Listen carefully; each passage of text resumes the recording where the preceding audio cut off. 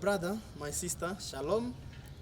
Today we are celebrating the 31st Sunday in the ordinary time, year B. And there is one Bible scholar who used to say that the message of the scriptures from the first page, the message of the scriptures from the first page up to the last page is one word: love. Love is the main message of Christianity.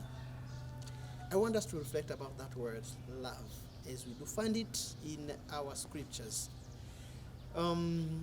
As we have heard in the gospel, as you can read, it is said that one scribe came to Jesus and he asked him, Jesus, teacher, tell me, what is the first of all the commandments?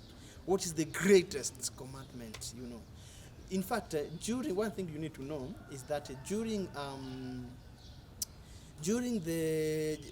Jesus' time, Jews used to count 613 commandments, 613 laws.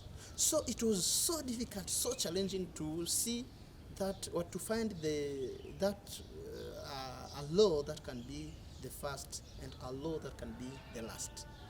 Some prophets and some God's people, some writers, tried to select some commandments that would be greatest or very important.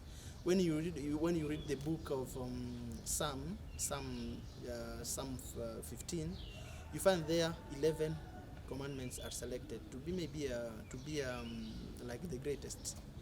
When you read the book of Isaiah chapter 33, verse 15, you find there him mentioning 6 commandments. When you read the book of Micah chapter 6, verse 8, he mentions 3 commandments. And Amos chapter 5, verse 4, he mentions 2 commandments that are, according to him, that are very important. Now, Jesus, today, it is his turn. The scribes coming to him, tell us, what do you think can be the first? Jesus, responding to this question, is bringing in 2 verses from 2 different books in the Old Testament. Leviticus and Deuteronomy.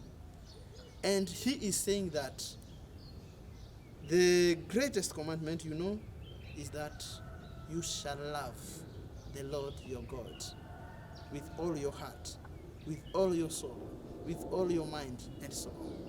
This is the first commandment, the verse that is coming from the book of Deuteronomy, chapter 6, verse 4 to 5. You shall love the Lord your God with all your heart, with all your mind, with all your soul. Now, don't stop to loving God. Come to the neighbor. You shall love also your neighbor as you love yourself. This is coming from the book of Leviticus, chapter 19, verse 18. You shall love also your neighbor.